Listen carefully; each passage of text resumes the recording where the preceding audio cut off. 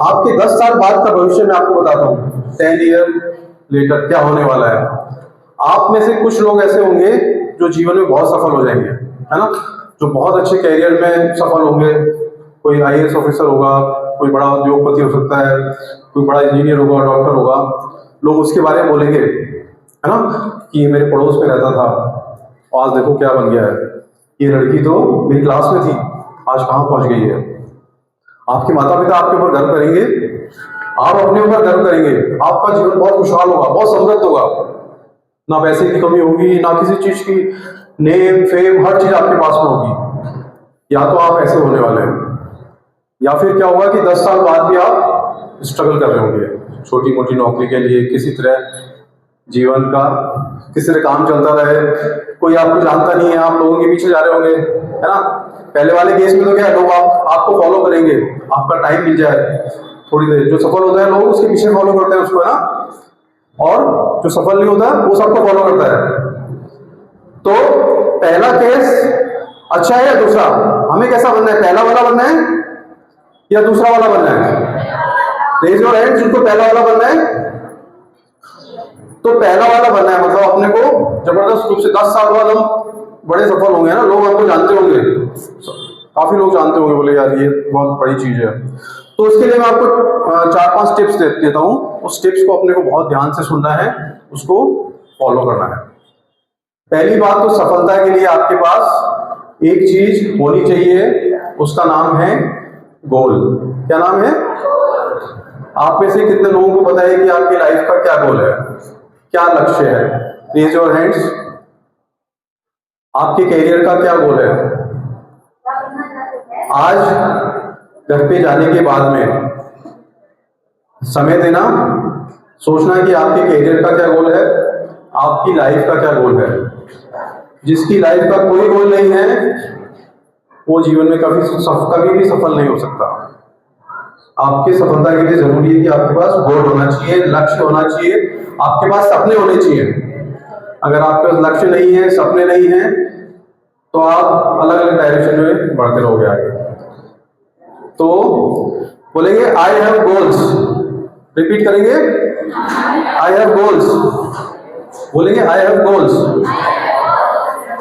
दूसरी बात, हमारे जो सपने हैं, हमारे जो गोल्स हैं, बड़े होने चाहिए। कैसे होने चाहिए? बड़े होने चाहिए।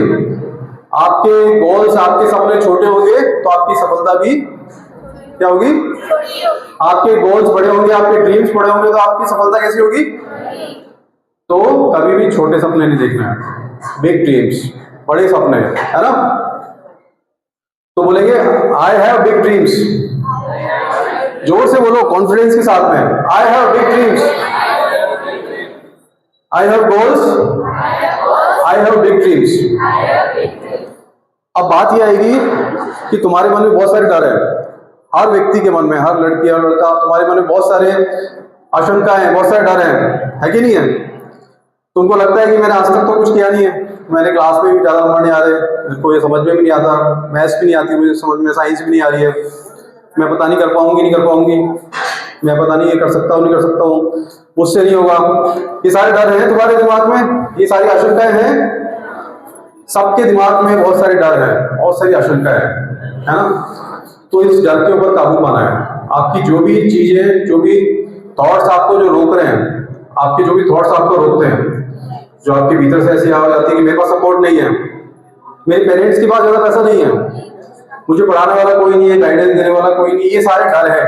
और इनमें से 99% डर जो है फॉल्स है, गलत है, इनका कोई आधार नहीं है ना।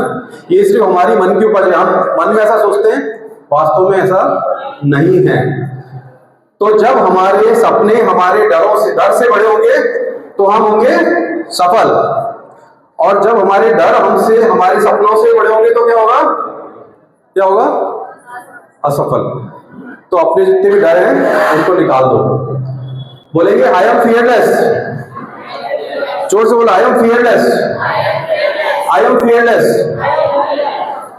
तो अभी तक हमने 3 बातें की। एक तो सबसे पहले गोल होना चाहिए, दूसरा ड्रीम्स बड़े होने चाहिए, तीसरा अपने डर के ऊपर काबू पाना है।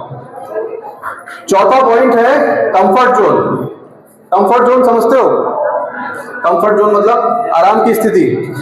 क्या चीजें तुमको कंफर्ट में रखती है, क्या अच्छा लगता है?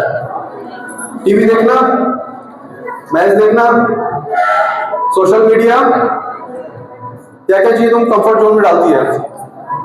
अगर जीवन में कुछ बड़ा करना है तो कंफर्ट जोन से बाहर निकलो, कंफर्ट जोन से बाहर निकल जाओ। No social media, no mobile smartphones, no IPL, no Netflix, इन सब से बाहर निकलो। ये तो तुमको कंफर्ट जोन में डाल रही है ना। जो लोग तुम्हारा टाइम वेस्ट कर रहे हैं वो भी कंफर्ट जोन में डाल रहे हैं। अपने आप को झोंक दो, मेहनत करो, कड़ी मेहनत, हार्ड वर्क, एक एक मिनट का यूज करो, एक एक मिनट का अपने आप को झोंक दो सफलता के लिए। जो जितना अधिक अपने आप को झोंक सकता है ना, मेहनत कर सकता है, वो उतना ही ज्यादा सफल होने वाला है। और एक चीज मैं बताता हूं कि जो व्यक्ति जीवन में 1 साल कठोर मेहनत करता है, हार्ड वर्क करता है, 1 साल, वो बाकी लोगों से 10 साल आगे हो जाता है। जैसे अभी तुम क्लास 12 में हो, तुम में से कितने लोग साइंस मैथ्स वाले हैं? साइंस मैथ्स कितनों के पास में? साइंस बायो वाले हैं। ओके, तो ये साल आपने कठोर, एक व्यक्ति ने, एक बच्चे ने बहुत मेहनत की और वो एमबीबीएस में चले गया। दूसरा ने भी मेहनत की लेकिन वो मार्जिनली नंबर से रह गया। तो वो जो पहला वाला व्यक्ति है दूसरे से 10 साल आगे हो गया। वो दूसरे को 10 साल लग जाएंगे वो उसको वहां तक पहुंचने में, है ना। तो 1 वर्ष की कठोर तपस्या आपको 10 वर्ष आगे ले जाती है। आपने मान लीजिए सिविल सर्विस का एग्जाम दिया, एक व्यक्ति ने कठोर मेहनत की और वो आईएएस बन गया, दूसरा नहीं बन पाया। तो पहले वाला व्यक्ति कितना आगे हो गया उससे? वो 50 साल आगे। अब उसका कोई मुकाबला ही नहीं है। वो कभी भी दूसरा व्यक्ति उसको पहले वाले को बीट नहीं कर पाएगा। तो तुम अपने आप को कंफर्ट जोन से निकालो, पूरी तरह झोंक दो। जैसे अभी हम देख रहे हैं कि हवन यहाँ होने वाला है। हवन के अंदर क्या है, यज्ञ की जो सामग्री होती है वो जलती है तो प्रकाश होता है। तो तुम्हारे जीवन का जो हवन है उसमें तुमको अपने आप को झोंक देना है, पूरी तरह कठोर परिश्रम में लगा दो अपने आप को, जी जान से लगा दो। एक एक मिनट वेस्ट नहीं करना। सुबह जल्दी उठना है, अध्ययन करना है, ब्रेक लेना है, फिर अध्ययन करना है, स्कूल की चीजें पढ़नी है, रिपीट करना है। पूरा दिन आपको समय कहीं भी वेस्ट नहीं करना है। तो ये चौथा पॉइंट था कि अपने आप को कंफर्ट जोन से बाहर निकालो। और 5वां और लास्ट पॉइंट वो क्या है कि आपको इग्नोर करना है। किसको इग्नोर करना है?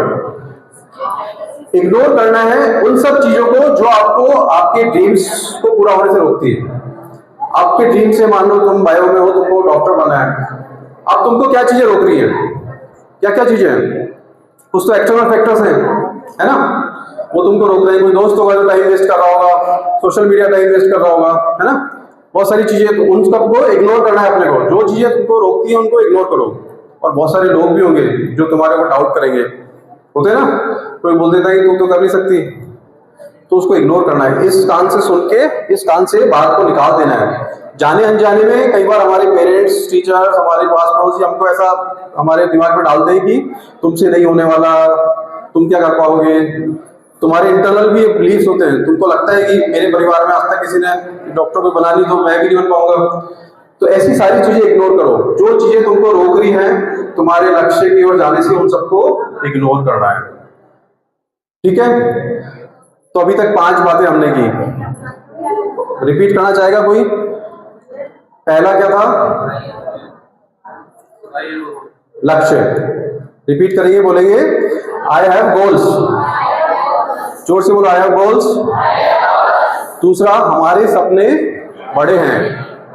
हमारे सपने अगर नहीं है तो बड़े करो, और सपने रिलेवेंट होने चाहिए। ऐसे नहीं कि कुछ भी आपसे संबंधित जो है वो। तो बोलेंगे I have big dreams. I have, बोलेंगे आई एम फियरलेस। जोर से बोलो, I am fearless. I am, चलो कंफर्ट जोन के ऊपर, कंफर्ट जोन से बाहर आना है ना। तो I have no comfort zone, बोलेंगे I have no comfort zone. I have no comfort zone. I can do hard work. I can do hard work. I can do it. I can do it. और last point था कि ignore करना है। Ignore the things those stop you. बोलेंगे ignore, I ignore those stops me. और ये सब करने के लिए मजबूत मन चाहिए होता है। क्या चाहिए होता है? मजबूत मन कैसे बनता है? स्पिरिचुअलिटी से, आध्यात्मिकता से। अगर आप अध्यात्म के प्रति आपका झुकाव है तो कोई भी समस्या आपको झुका नहीं सकती।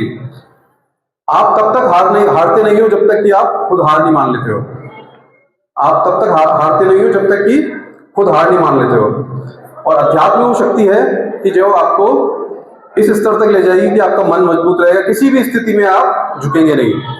तो आध्यात्मिक शक्तियां हैं, आध्यात्मिक क्रियाएं जैसे कि ध्यान है, प्राणायाम है, यज्ञ है, ये सब हमें मानसिक रूप से मजबूत करती है। मानसिक नहीं, शारीरिक रूप से, है ना, आध्यात्मिक रूप से मजबूत करती है। आप सबका बहुत बहुत धन्यवाद। Thank you very much.